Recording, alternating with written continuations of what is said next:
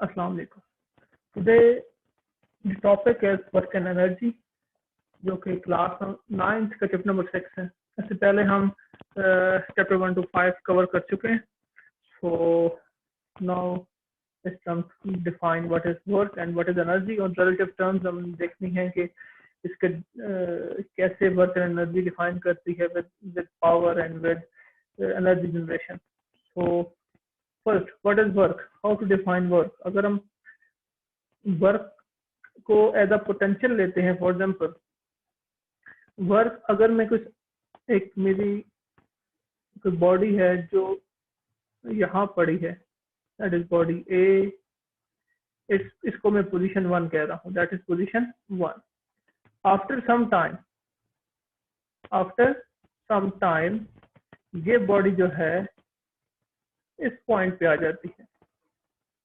This is the point 2, okay, same body, so it travels at some, it covers some displacement, so that is displacement is s। how, कैसे ये body position 1 से position 2 में आएगी? by applying some force, कोई force exert होगी इस पे।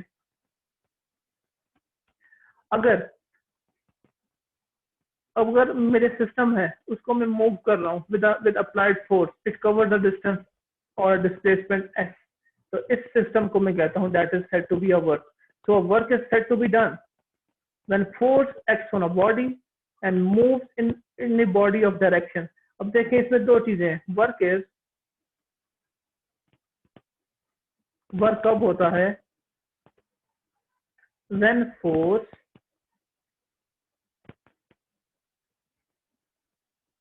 acts on a body,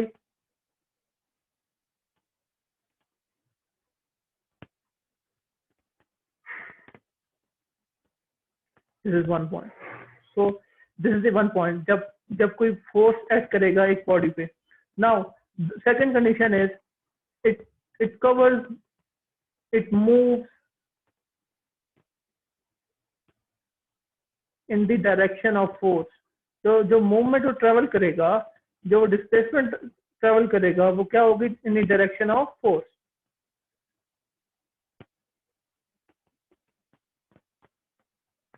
सो अब यहां से हमें क्या पता चल गया? To apply force and cover distance. तो वर्क तब तक नहीं होगा जब तक हम कोई फोर्स लगाएंगे और एक डिस्टेंस ट्रेवल नहीं करेंगे। फॉर एग्जांपल, इन केस अगर दिस इज अ बकेट,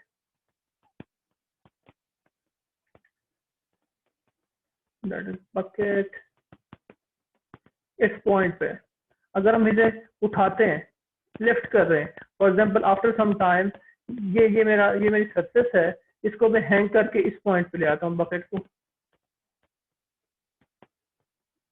इस पॉइंट पे लेता हूँ, बट कोई लीनियर डिस्प्लेसमेंट नहीं कवर करता, that is displacement equals to 0। तो इस केस में क्या होगा? Work is said to be 0।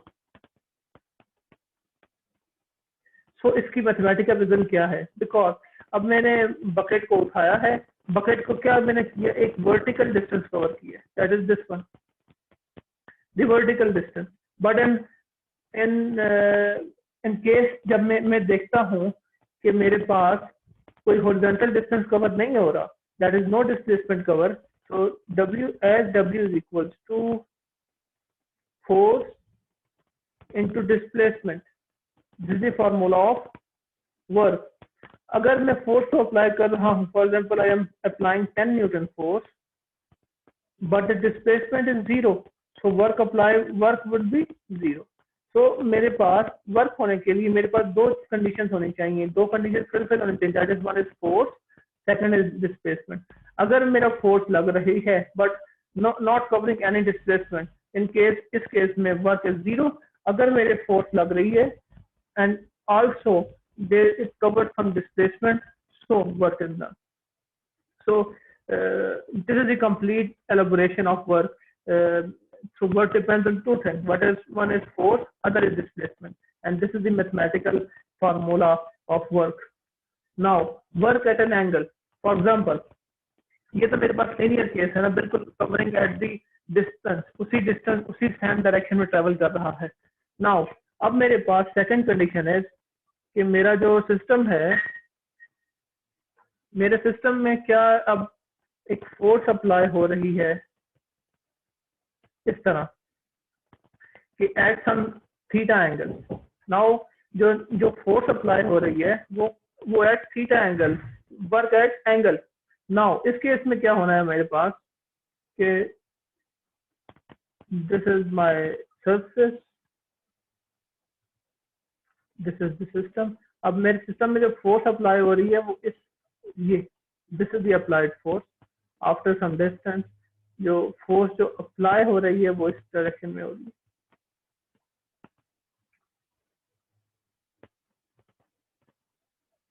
So it covers the displacement S, covers the displacement. Now इस केस में है हमारे पास कि जो हमारा सिस्टम है उस पे जो फोर्स लग रही है वो इंक्लिनेशन पे लग रही है at some angle.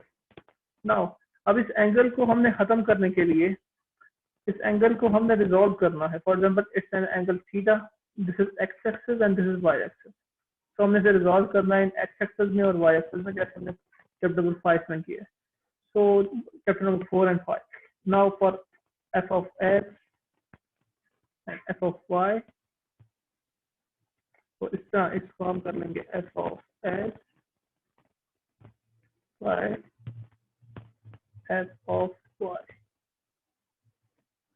So this is the कि अगर मेरे पास इंक्लिनेशन एंगल थीटा आ जाता है, this is the angle theta या सम एंगल थीटा, तो हम क्या करेंगे, हम अपने जो एंगल है अपने फोर्स को क्या करेंगे, स्प्लिट कर देंगे। Splitting of forces in two components, and f of x and f of y. Now अब हम देखते हैं, हमें पता है कि साइन थीटा जो है मेरे पास, अब हमने रिजॉल्व करना है। तो sine theta is equal to perpendicular over hypotenuse, this is 1। Now cos theta मेरे पास है बेस अवर हाइपोटेन्यूज। सो यहाँ से मुझे क्या पता चल जाएगा कि जो मेरा परपेंडिकुलर है, what is this, where is the free body. ये मेरी फ्री बॉडी डायग्राम है, that is this one, f x f y f x and this is the force f and this is parallel. तो ये जो f y f y, so जो मेरा perpendicular है, perpendicular is f of y, base is f of x and hypotenuse is f. So putting the value in this equation, so मेरे पास क्या हो जाएगा, sin theta is equal to perpendicular is f y and hypotenuse is f. So we have to find f y. तो इसको हम multiply कर देंगे इसके साथ, तो F Y equals to F sine theta. Now in case cos theta equals to base equals to F X by F. So इसको अगर मैं मल्टीप्लाई करता हूँ तो F X equals to F cos theta. So this is the value of two components fx and fy. So after this हमने find कर लिया कि जो मेरा कंपोनेंट है, अब मैंने स्टार्ट लिया, आपको बकेट केस में बताया था कि जो मैंने डिस्टेंस ट्रेवल करना है या जो फोर्स ट्रेवल करती है, जो फोर्स ट्रेवल करनी है वो हमने किस तरह करना है कि नॉट वर्टिकल, ये डायरेक्शन हमने नहीं करनी, because the force direction of the force क्या है, दैट इज दिस वन। तो इस केस में इसको नेग्लेक्ट कर देना है, दैट इज एफ वाई को हमने नेग्लेक्ट कर देना है, only the case is F X again, because the work क्या है, work is based on force acting and the direction, जो डिस्टेंस डिस्प्लेसमेंट कवर की हमने in the direction of force. Now the displacement हमने जो कवर की है with respect to F X travel की है, so F Y must be zero. तो इंक्लिनेशन के केस में मेरे पास जो आ जाएगा that is W equals to F x into s. मैं थोड़ी स्पेस जनरेट करते हैं by splitting this and I am removing this diagram, removing this and so fx क्यों आया, because the direction is direction towards the displacement। तो displacement मेरी किस horizontal direction में है, so जो force होगी वो भी horizontally ही हम consider करेंगे। तो fx cos theta, what is fx equals to f cos theta into s। so w equals to in this case f s cos theta। so this is the value। ये मेरे पास value आ गई है किस चीज की, ये मेरे पास वैल्यू आई है जब मेरे पास फोर्स लग रही है एट एंगल। तो जब फोर्स लग रही है एट एंगल तो हमें सबसे जो मेजर चीज क्या देखनी है कि जो डिस्प्लेसमेंट किस डायरेक्शन में है। इस केस में जो डिस्प्लेसमेंट थी वो हॉरिजॉन्टल डायरेक्शन में थी, तो द फोर्स जो हमने कंसीडर की है वो भी हॉरिजॉन्टल डायरेक्शन वाली थी, that is F x. So W is equal to x into s, so it's equal to f cos theta into s। W is equal to fs cos theta। In case अगर मेरी displacement vertical है, vertical direction में है, तो इस case में मेरा क्या कौन सा होगा, एफ वाई इंटू एस, तो F sine theta into S. ये मेरी it's depend on the displacement. So this is the complete derivation कि पहले हमने एफ वाई का फाइंड किया था, now F x.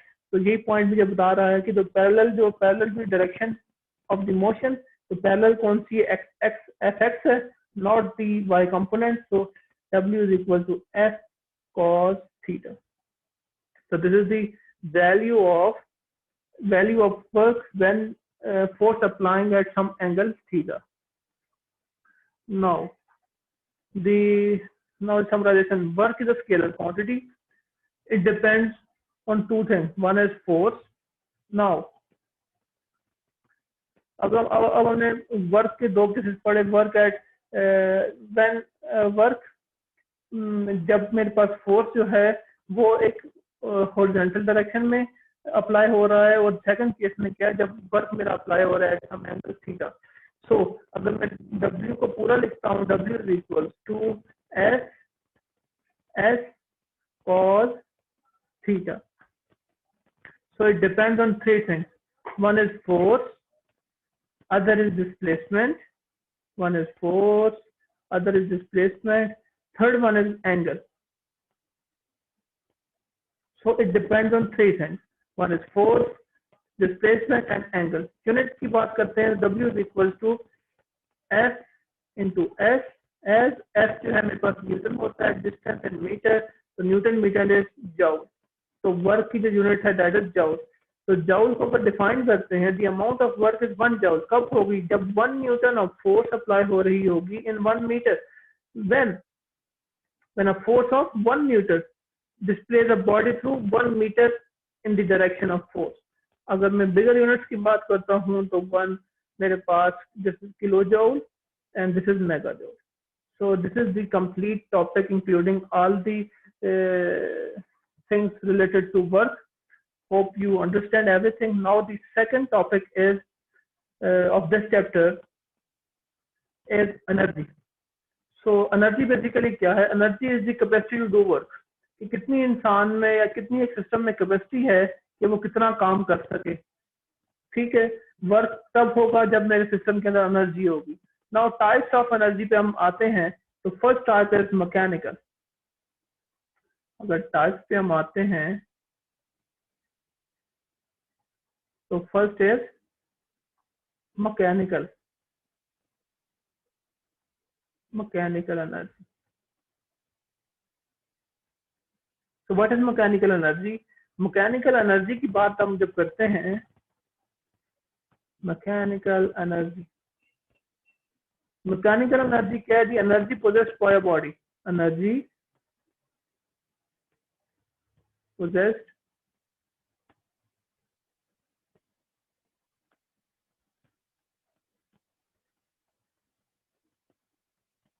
by a body। तो मैकेनिकल एनर्जी के मेजर टू टाइप्स हैं जो बहुत ज्यादा, जिसको ही हम आगे डिस्कस करेंगे और फिजिक्स में बहुत इंपॉर्टेंट है। One is kinetic energy, other is potential energy. What is kinetic energy? Kinetic energy वो एनर्जी है in the body due to its motion, energy due to motion. और पोटेंशियल एनर्जी क्या है मेरे पास? Potential energy is the energy due to the position of a system और due to its position. So first type जो हमने पढ़ी है that is mechanical energy. Mechanical energy क्या है? Energy possessed by a body. So this is mechanical energy.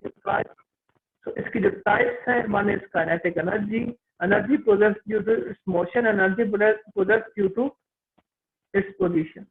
So these are the two types of mechanical energy. Now moving forward, second is heat energy. What is heat energy? Heat energy की बात करते हैं तो energy given out by hot bodies, जो भी energy given out हो रही है hot bodies से, वो मेरे पास heat energy है।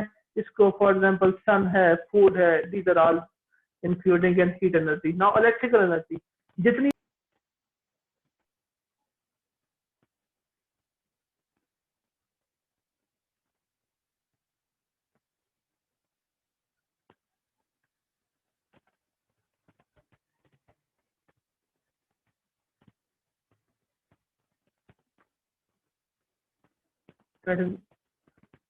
Mechanical sorry some interruption. अगर मैं मैकेनिकल के बाद heat energy is the energy due to hot bodies, electrical energy is the due to hot bodies and the energy from batteries and electrical generators, bulb, TV for etcetera. In case अगर मैं देखता हूँ what is sound energy? Sound energy is produced when a body vibrates. Okay, so this is due to the vibration of body. Then light energy is basically light is the form of energy, so it's natural भी है और artificial भी है। natural मेरे पास sun आ जाएगा and artificial में bulb आ जाएगा। Now in chemical energy is present in food and all these fuels, burning of wood है मेरे पास, coal है, natural gas। Now nuclear energy released in the form of nuclear radiation, for example, nuclear fission reaction. These are all the major types of energies. So again, first is mechanical energy, जिसकी बड़ी दो types, that is kinetic energy and potential energy. This is the main type जिसको हमने आगे discuss करना है।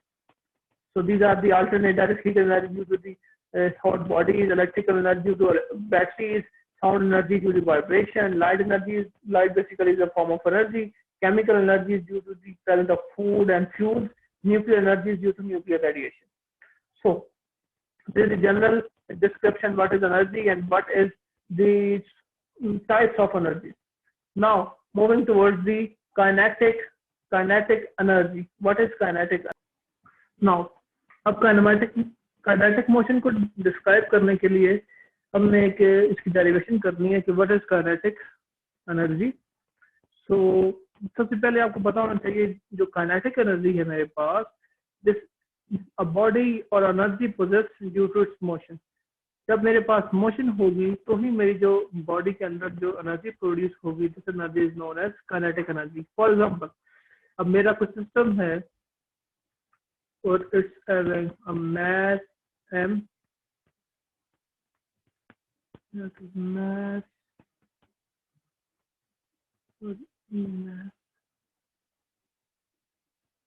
mass smaller m, okay. और उसकी जो इनिशियल वेलोसिटी है, it's moving with some velocity. Initial velocity है, उसको मैं नाम दे रहा हूँ v का। Now this is the linear distance. After covering some distance, it comes to at rest. तो रेस्ट पे आएगा तो उसकी वेलोसिटी होगी vf equal to 0। So this is the mass m moving with velocity v. It covers distance or displacement which is equal to s. So सबसे पहले हमें क्या करना है, consider करना है a body of mass m moving with velocity v. The body then stops after moving through a distance s. The body stops, यानी कि यहाँ पे आके जो उसकी final velocity वो become equals to 0. The body possesses kinetic energy and it's capable to do work. Okay, so therefore kinetic energy of body क्या होगी मेरे पास? Kinetic energy of body equals to work done by it, जो work done उसने किया due to motion, because kinetic energy हो गई तब जब मेरे पास जो बॉडी पोजेस और अ बॉडी जो एनर्जी पोजेस करती है जो body due to its motion, तो इसकी वजह से क्या होगा, एक वर्क डन होगा. तो kinetic energy of a body equals to, इस केस में हो जाएगा मेरे पास what is work done. Work done is the product of force and displacement, so it's equal to F into S. So this is the first equation, that W. Now the second thing is जो मेरे पास force है, now force equals to, अब इस case में मेरे पास velocity है which changes with time. So it's equals to force equals to ma, Newton's second law. Now इस case से हमें क्या पता चल जाएगा, जो एक्सेलरेशन है is equals to minus f by m, as acceleration is equal to this. This minus sign shows that the speed is retarding, यानी कि velocity यहाँ पे कुछ है, या for example इस केस में velocity यहाँ पे 10 मीटर पर सेकंड है, but covering some distance यहाँ पे आके velocity 0 हो गई है. So acceleration is retarding, that is acceleration is negative. तो ये negative sign हमने इसके insert किया अपने equation में कि हम बता सकेंगे जो velocity है वो decrease हो रही है. So acceleration equals to minus fm. This minus sign is due to that the acceleration of a body decreases. This is the general three equation. As we know that जो मेरे पास third equation of motion है, third equation of motion, third equation of motion जो है मेरे पास वो है 2as equals to vf square minus vi square. What is acceleration? Putting the value that is just minus f by m, 2 into minus f by m. What is the value of s? जो s basically इसी तरह है, that is covering a displacement s. What is vf? Vf is 0. What is vi? Vi is v square. So it's equal to minus 2f s by m equals to minus v square. Now neglecting the negative sign from there to there, it cancel each other. So it's equals to 2f s by m equals to v square. Now multiplying this with this sign, so मेरे पास हो जाएगा 2f s equals to mv square. Now fs equals to, अब ये 2 इधर multiply हो रहा है, जाके डिवाइड हो जाएगा, तो क्या हो जाएगा 1/2 mv square. Now this is the fs equals to mv square. अब दोबारा रिपीट करें, what is the हमारी फर्स्ट इक्वेशन थी, that is kinetic energy of body equals to work done by it due to its motion, that is kinetic energy, is equal to Fs. So replacing the value of kinetic energy, that is kinetic energy equal to Fs. So putting the value of kinetic energy as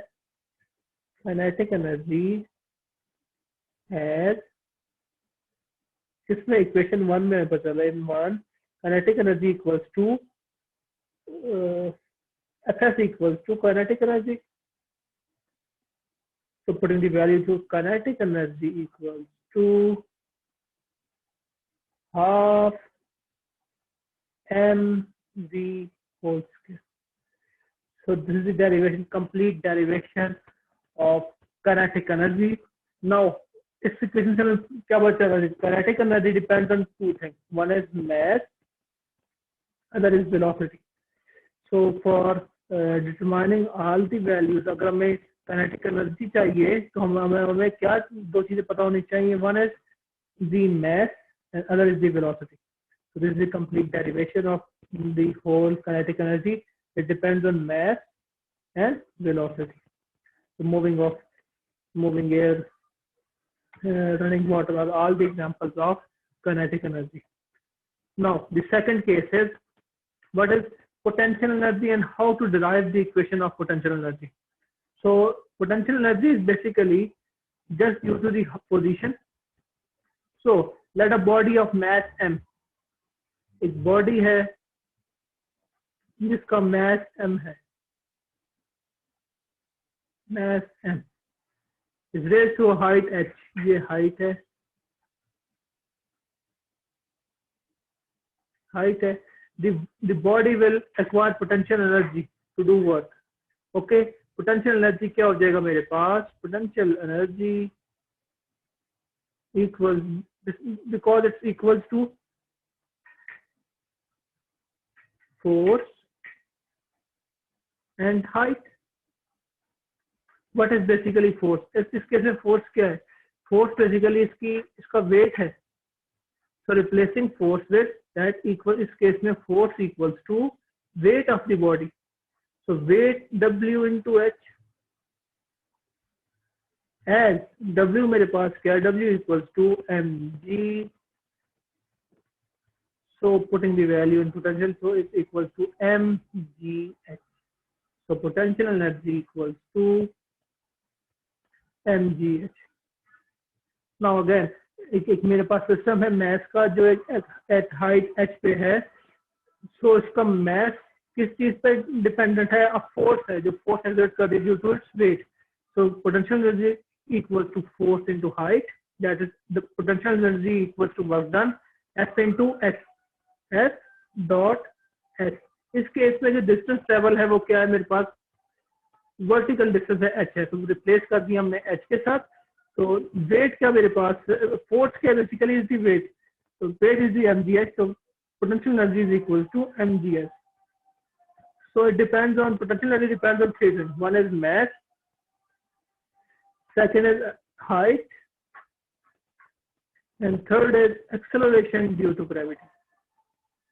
So जो hammer rise up है मेरे पास या stretch को है, all the examples of potential energy. So यहाँ पे मेरे पास mechanical energy की दो जो types है major, उनको हमने derive कर लिया. Now the other theoretical part हमारे पास शुरू होगा, interconversion of energy. What is interconversion of energy? That energy can, this is the law of conservation of energy. Basically, law of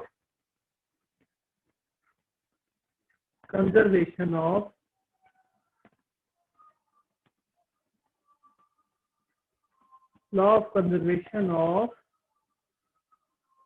energy.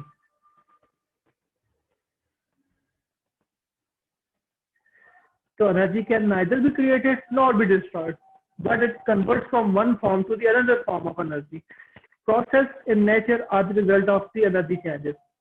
For example, some of the heat energy from the sun is taken up by the water in the ocean. This increases the thermal energy of system. Thermal energy causes the water to evaporate. For example, this is the water surface. तो ये सन है मेरा. सन की जब raise इस पे टकराएंगी, it produces vibration, internal vibration in the molecular structure of water. तो उसे क्या मेरे पास आएगा, जैसे thermal energy.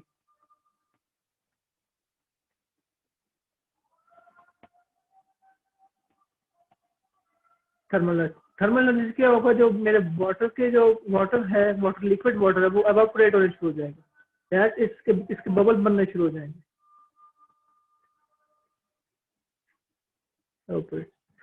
Then vapour rises up and they form clouds, और वो क्लाउड बनाएगा दोबारा से, और फिर वही उस क्लाउड के दोबारा वाटर आएगा, देन एंड वो दोबारा सिस्टम में दोबारा एंटर हो जाएगा। So the energy remains same, the water की quantity remains same. So potential energy changes kinetic energy as the rain falls. So the whole process continuously changes from one form of energy to the other. This is the main point. During the interconversion of energy from one form to the other, the total energy of the system remains constant. इस case में देख ले कि जो system के अंदर water था, पहले वो एवोपरेट हुआ, एवोपरेट होने के बाद वो क्लाउड्स बने, और दोबारा वाटर जो लिक्विड है वो दोबारा सिस्टम इसी पोल के अंदर वापस आया। So the quantity of water remains the same. This is that the total energy of a system remains the same. Basically, it's the law of conservation of energy. That energy can neither be created nor be destroyed. It can convert from one form to the other. Now, the next topic is major sources of energy. Now, major sources में आते हैं तो सबसे पहले fossil fuels है। fossil fuel मेरे पास कोल है, oil है और नेचुरल गैस है। सो हाइड्रोकार्बन क्या है, when we use fossil fuels to heat our houses and run industries, and these are called hydrocarbon. Hydrocarbon का मतलब है इसके अंदर हाइड्रोजन और कार्बन की चैनें हैं, it's known as hydrocarbon. So for example carbon plus oxygen मेरे पास मिल रहा है, it converts into carbon dioxide plus heat energy. अगर मेरे पास हाइड्रोकार्बन है और वो मेरे पास ऑक्सीजन के साथ रिएक्ट कर रहा है, so it convert into carbon dioxide, water and heat energy. So जो मेरे पास हाइड्रोकार्बन, सिंपल कार्बन से मेरे पास दो प्रोडक्ट्स पर, that is carbon dioxide and heat energy. But in case of hydrocarbon, second case, मेरे पास एक चीज की addition, that is water. So fossil fuels took million of years for their formation. They are called non-renewable sources. Non-renewable sources का मतलब ये है कि these sources cannot be replaced. So usage of fossil fuel increases day by day. As a result of these sources decreases drastically. So disadvantages क्या है? Release harmful waste. Now the next is, इसी topic क्या है, जो waste induce carbon monoxide and other harmful gases. This cause serious health problem. Serious health problem में सबसे पहले मेरे पास due to carbon monoxide and carbon dioxide सबसे पहले आएगा headache, tension, nausea, allergic reactions, irritation of eyes, nose and throat. Long exposure to these harmful gases cause asthma, lung cancer, heart diseases, brain damage, nerves and other organ damage. Second is nuclear fuel. Nuclear fuel basically is result of fission reaction. एक हमारा reactor है, that is this one, एक nuclear reactor है, that is nuclear reactor. इसके अंदर जो particle to use energy, जिससे energy produce हो रही है, वो बस क्या है, यूरेनियम है. Uranium is most common. Uranium है, प्लूटोनियम है, रेडियम है, ये सारे, but uranium is most common. So इसके जो टाइनी पार्टिकल्स हैं, for example this is the heavy particle, जब ये ब्लास्ट होगा तो ये 3 पार्टिकल्स में टूटेगा. ओके, देन फर्दर रिएक्शन ये क्या करेगा, 3 और पार्टिकल्स में टूटेगा.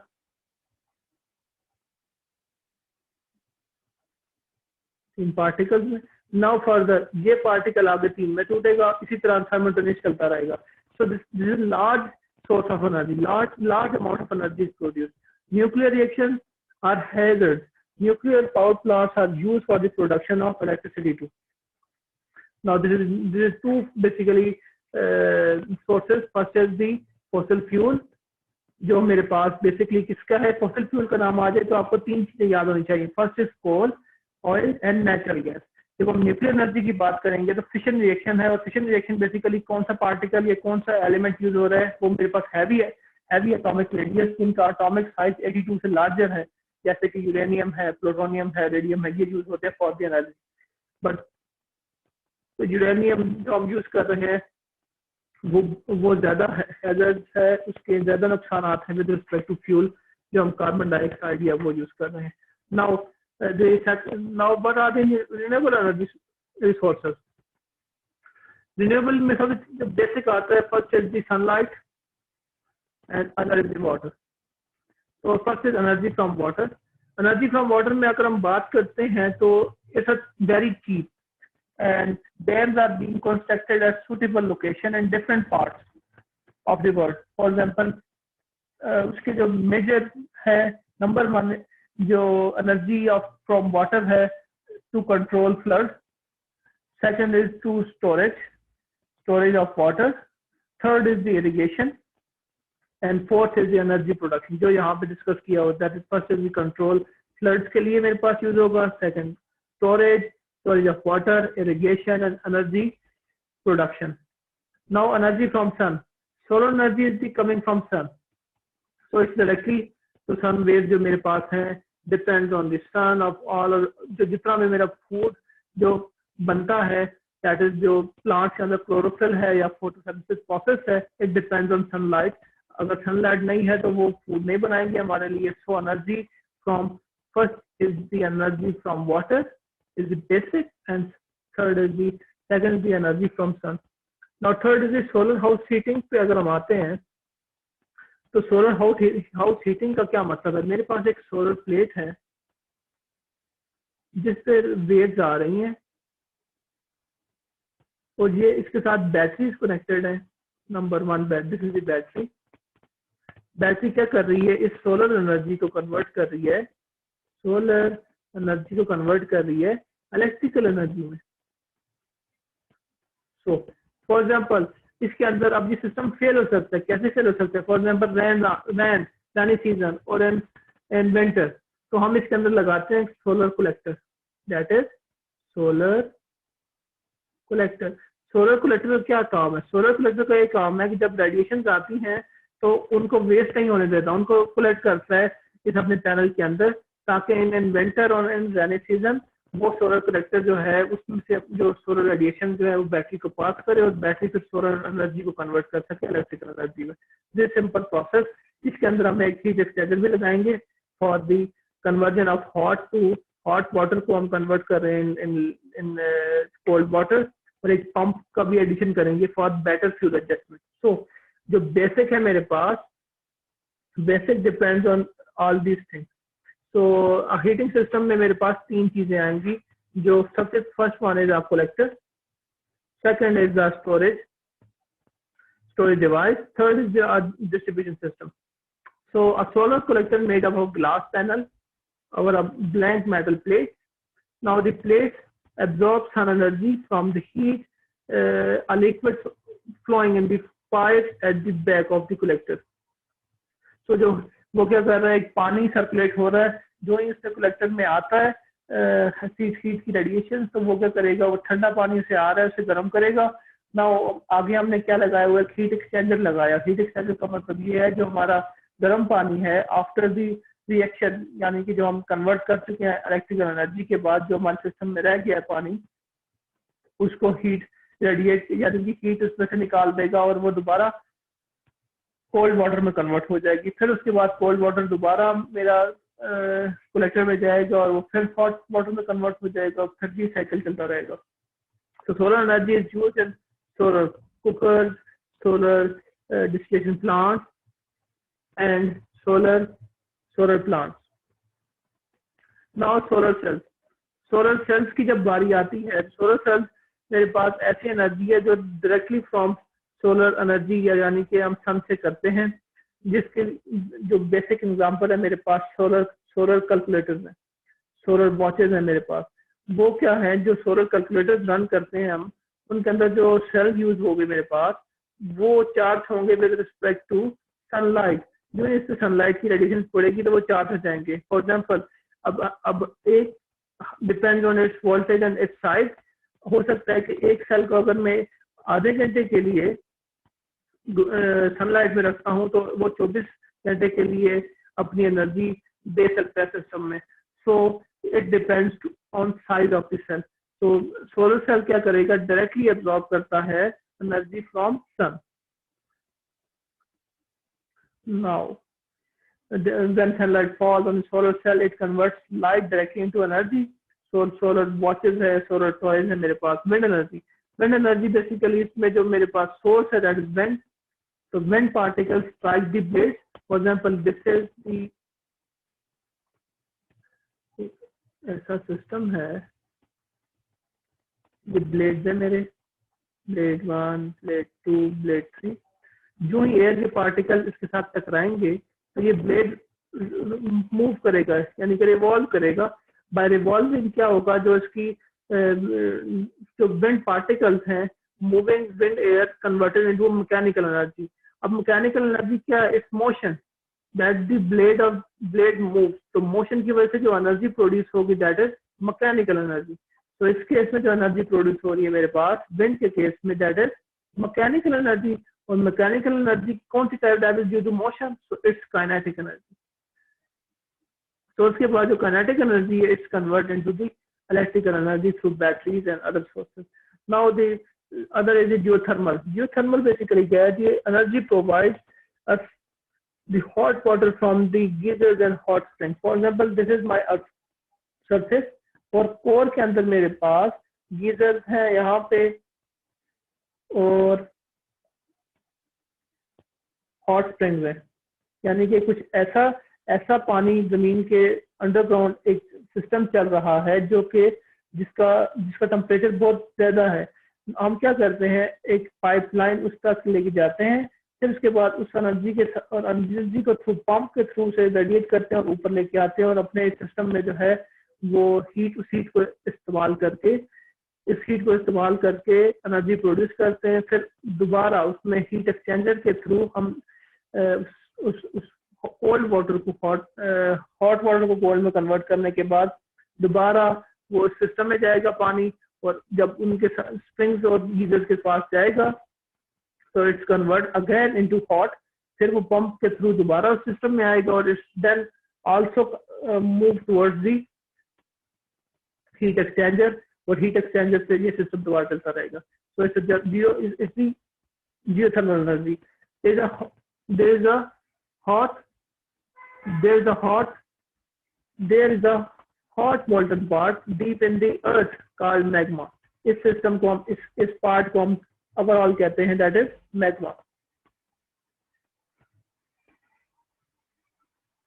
Water reaching close to the magma changes the steam due to high temperature. So इस जो मैं पहले बता चुका कि इस रीजन के अक्रॉस जो अर्थ के अंडरग्राउंड है, the temperature of water is too high. तो इस वाटर को हम इस्तेमाल करते हैं for the production of electricity. Now this is ये अभी यहाँ पे खत्म हो गया। अभी how to, now the last part is the energy from biomass. Biomass is basically animal waste. Animal waste से जो हम एनर्जी प्रोड्यूस करते हैं वो सारी हमारे सिस्टम में जो कहलाएगी वो कहलाएगी हमारे पास energy from biomass. Other forms of biomass are garbage, farm waste and sugar cane and other plants. So this is the major. अब इसमें क्या है, animal dung, deep plant and the dead animals decompose, they given off a mixture of methane that is CH4 and carbon monoxide। ये दो compounds देंगे हमारे पास, तो इसके थ्रू हम जो है एनर्जी प्रोड्यूस करेंगे अपने सिस्टम में। बायोमास, अब बायोमास को समझने के लिए just the plants and animal waste that can be burned as a fuel. So what about energy mass conservation की तरफ आते हैं हम। तो energy mass conservation is the Einstein energy mass conservation, अगर हम पूरा इसका नाम दें। अकॉर्डिंग टू आइंस्टाइन ने कहा था कि a loss in the mass of body provides a lot of energy. For example, उसने कहा था कि energy equals to mass कब बराबर होगी? जब कोई स्पीड है जो इसके स्केयर के बराबर है। एज एनर्जी, स्टार्टिंग में अगर उसने कहा energy is directly proportional to mass. Now इस प्रोपोर्शनैलिटी को अगर खत्म करते हैं हम, तो इसकी जगह क्या इक्वल साइन आना है, तो इक्वल साइन और एक कांस्टेंट आएगा, कांस्टेंट का square that equals to m. Now this constant is the speed of light. This constant is known as c, is known as speed of light. अब speed of light की जो value है मेरे पास is equals to 3 × 10⁸ metre पर second. तो जो energy है मेरे पास वो है जाउल में, और जो मैस है मेरे पास वो है केजी में। This is general energy, this is this equation that is E is equals to mc square is vital role and figure। तो इसे मेमोराइज करें, और इसके बहुत सारे न्यूमेरिकल होंगे जो एक्सरसाइज में हम सॉल्व भी करेंगे।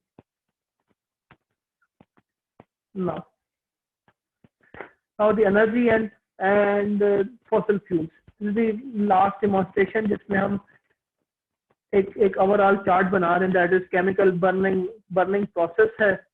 दैट बर्निंग प्रोसेस के बाद changing of potential energy into kinetic energy, then transferring of mechanical energy, and then this mechanical energy into electrical energy. This is general process जो हम फॉसिल फ्यूल्स के through पहले पढ़ चुके हैं।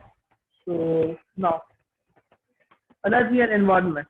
Energy and environment basically depends on such basic problems कि हमारे पास जो noise pollution है, air pollution, water pollution are all due to this energy crisis.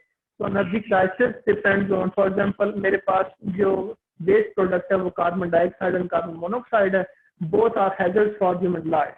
So it produces noise pollution, air pollution, water pollution, so and thermal pollution. Now flow diagram of an energy converter.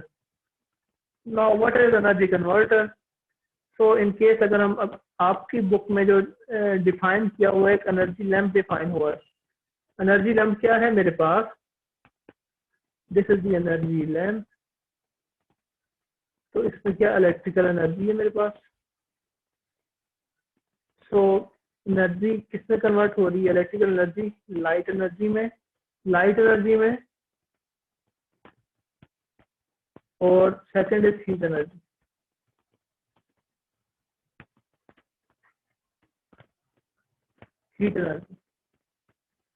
So electrical energy that is electric lamp. अगर हम lamp चलाते हैं, एक तो हमें रोशनी आएगी, second is the heat energy. What is the input in case? Input is this, that is electrical energy, and what is output? These two are the output. So this is simple demonstration. अब मैं देखता हूँ second case is vehicle running with a constant speed on a level road. So this is the engine के अंदर कौन सी energy है? That is chemical energy.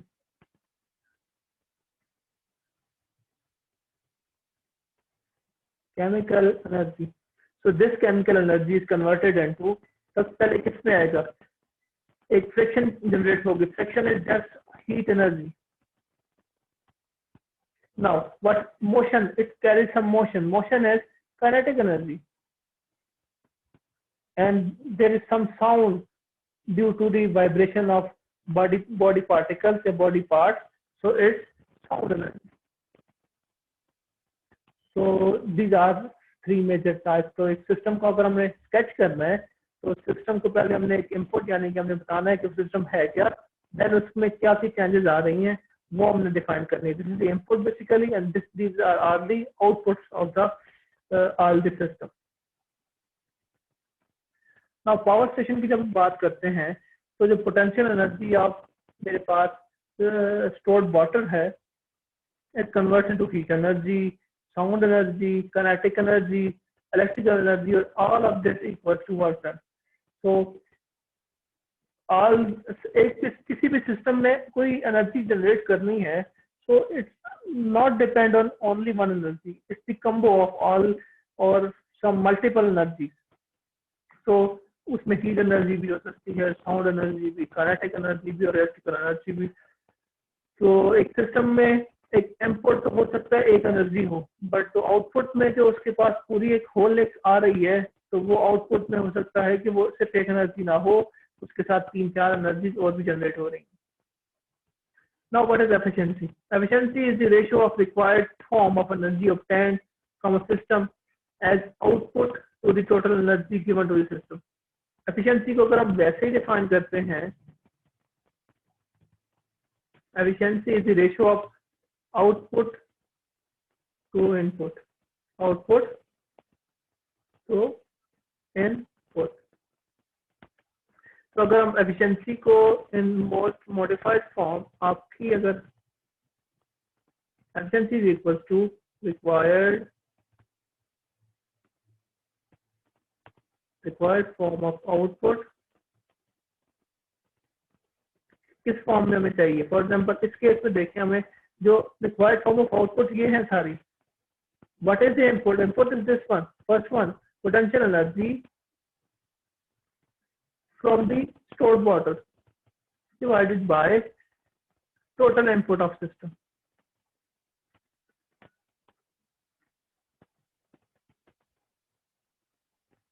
Total input energy. तो अगर परसेंटेज की बात करेंगे तो परसेंटेज एफिशिएंसी अगर हम बात करेंगे तो इट्स जस्ट मल्टीप्लाइंग.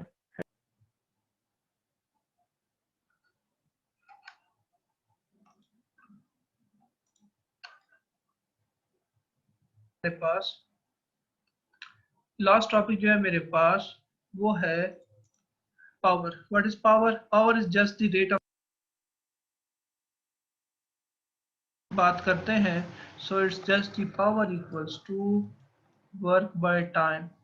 जहाँ पे रेट आ जाए इट्स, आप वहाँ पे अगर फॉर एग्जांपल जहाँ पे हम रेट की बात करते हैं तो rate equals to change with respect to time. Rate basically change with respect to time. Physics में जहाँ भी रेट का नाम आएगा it's change with respect to time. So power is a scalar quantity. Unit of power is watt. If power of body is 1 watt, so it does a work of 1 joule. So it's अगर इसकी unit drive करते हैं तो work की unit होगी joule और इसकी second. So power is equals to joule per second. और ये क्या होगी मेरे पास watt. एक मोस्ट कॉमन हम यूज करते हैं horse power. 1 horse power is equals to 746 watt. और मेगावाट आ जाएगा तो इट्स इक्वल्स टू 10 की पावर 6 वाट. और अगर हम किलोवाट की बात करेंगे it's equals to 1000 watt. So this is the end of the lecture number 6, and the chapter is work and energy. Hope you understand each and everything. Allah Hafiz from this lecture.